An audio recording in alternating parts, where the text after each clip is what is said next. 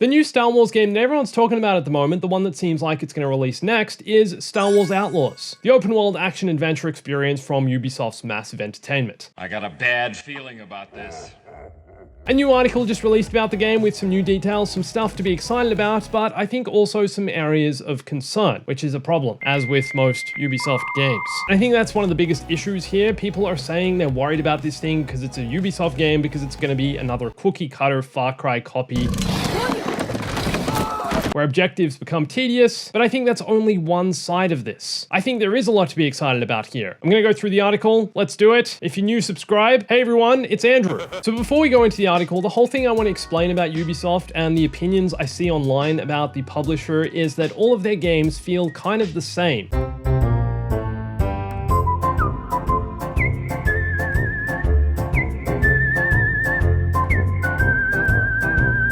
The objectives in their games become repetitive, the stories aren't that memorable. You got that right. Camp chef.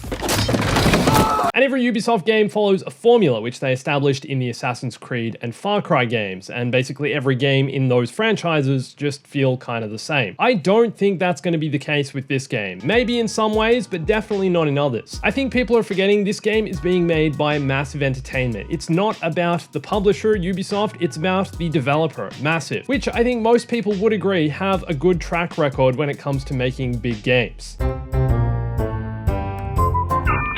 They first created the two Division games, which when first released did have some issues, but were supported afterwards and built into games that I think most people agree were pretty good. And then of course they just released Avatar Frontiers of Pandora, which I definitely had criticisms about. You can watch my Avatar videos later if you like. But the world design was undeniably impressive.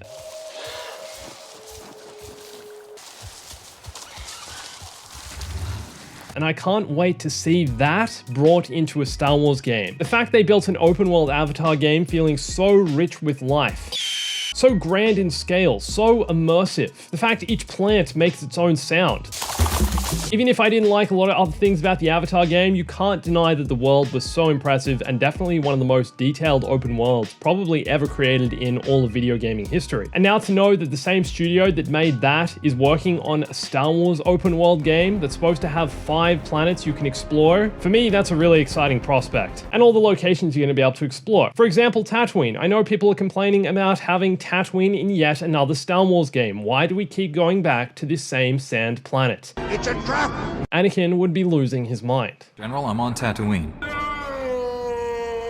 But just think, you'll potentially be able to explore all of Mos Eisley and then travel out into the desert to find Jabba's palace and literally see Han Solo hanging on the wall in carbonite. What? All in the same map, all in real time. And a big part of the focus of this game is the fact that it's not from the perspective of the Jedi or the Sith or the Rebellion or the Empire. You're playing as a scoundrel, kind of the middle ground who's trying to take advantage of everything that's going on in the galaxy at this time. Kay Vess is the protagonist you'll be playing as. People complaining about another female protagonist. It's like, guys, come on, who cares? It's a Star Wars game. What? But to be honest, I am definitely a little bit concerned about whether she's going to be memorable, whether she's going to be kind of just another cookie cutter character who we don't really care about or don't really connect with. But something tells me that she has some dark history, backstory, where she came from, that could lead us to connect with her on a deeper level. I really hope that's the case. ND5, the trench coat wearing BX Commando droid, also seems like a really interesting character who's been through some stuff. I mean, why is he wearing a trench coat? What type of droid wears a trench coat? Probably just because he wants to look cool. I really hope there's customization options where we can give him a fedora and a pipe. A lot of comparisons are being drawn between this game, Star Wars Outlaws, and the cancelled Star Wars 1313. Originally, in that game, before George Lucas decided he wanted to make it a Boba Fett game, and then the game went into the dark void of nothingness, you were going to play as a similar scoundrel exploring the underworld of Coruscant. And this is part of the reason the developers said they want to set this game in the period between Empire Strikes Back and Return of the Jedi. When negotiating with Lucasfilm, the developers decided this was the best time to set a Star Wars scoundrel game, saying the rebels are on the back foot, and while everyone is caught up and somewhat distracted by the ongoing civil unrest, there's a vacuum that creates the perfect opportunity for the underworld to rise and gain power out of sight of Imperial rule. That said, one of the game's mechanics that I'm most excited for is the police system, where you can literally become wanted by the Empire. You understand? Not quite. Can you explain that again? What I was saying! Similar to a GTA-style game, the police, otherwise known as the Empire in this instance, will start chasing you based on the severity of the crime you've committed. And obviously, if you kill more Imperials, they'll send more reinforcements. They can even follow you up into space for some dogfighting action. And I really hope this gameplay system is actually something worthwhile and feels similar to the police in GTA.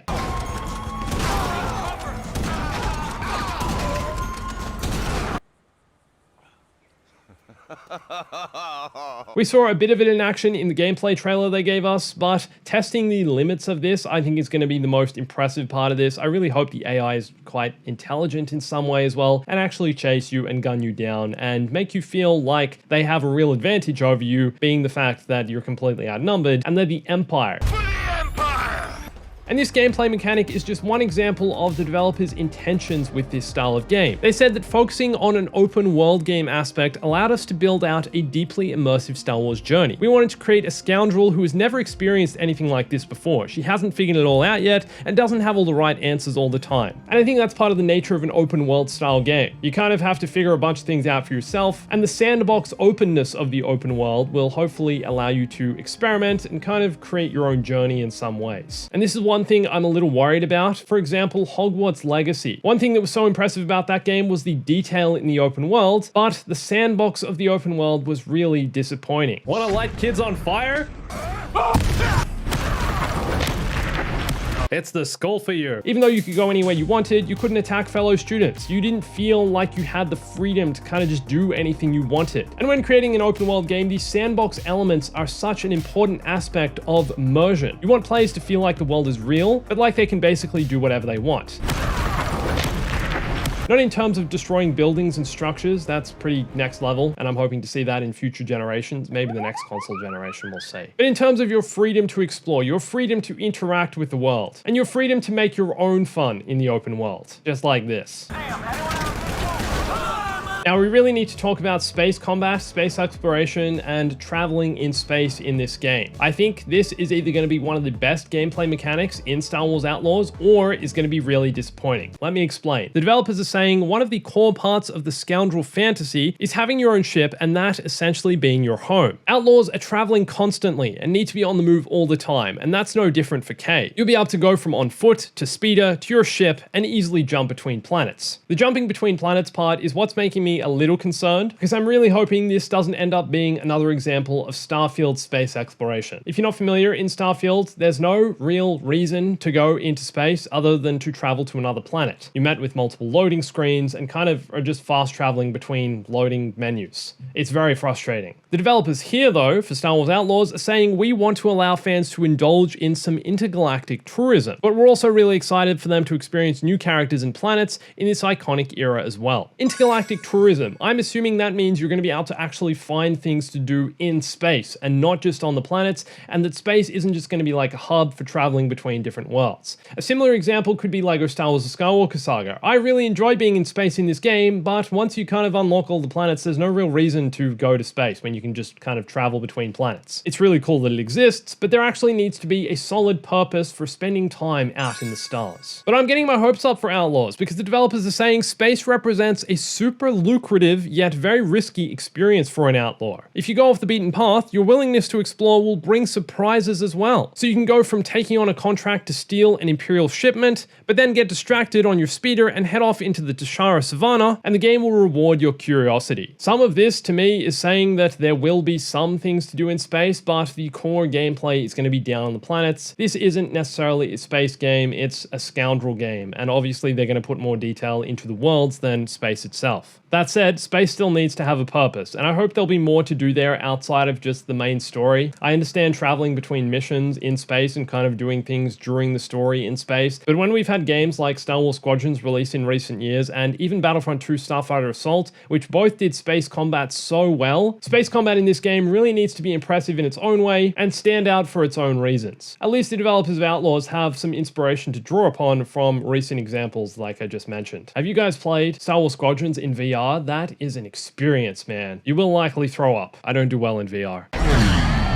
But apart from space and all the exploration side of this game, one of the other most exciting prospects seems to be the reputation system and the quest system. Players can use quests with each of the syndicates to manage K's reputation, which will impact the jobs they offer and the impact they'll have on throughout the story. Each player will have a different profile with each of the syndicates based on how they've interacted with them over the course of her journey. So basically, if you do jobs for different syndicates, your reputation with them will grow and others will decrease. It seems like they're trying to encourage multiple playthroughs in this way, but I'm also really worried that each syndicate is going to be kind of cookie cutter of the same kind of thing and be the same kind of laborious missions we're used to in other Ubisoft games, just with a different face or a different logo or a different syndicate, different bosses telling you what to do. I really hope that's not the case. I really hope it's not, hey, go here, take down this base. Oh, the other syndicate is, hey, go here, take down this other base. I really hope there's more to it than this and more depth in variety between each of the different syndicates. There needs to be a reason and perks to side with one, and I think that comes through gameplay and not necessarily the rewards. Siding with each syndicate should have a larger impact on gameplay, on who your character becomes. As far as we know, the story for Star Wars Outlaws is linear. I don't think there's going to be multiple endings depending on which factions you kind of go with, but I could be wrong about that. They are trying to craft a linear story based on what I've heard in previous articles, previous research, but let's just hope that there's enough variety in this reputation system to actually make it worthwhile siding with different syndicates. I'm going Jabba the Hutt all the way. I like my slimy big mob boss.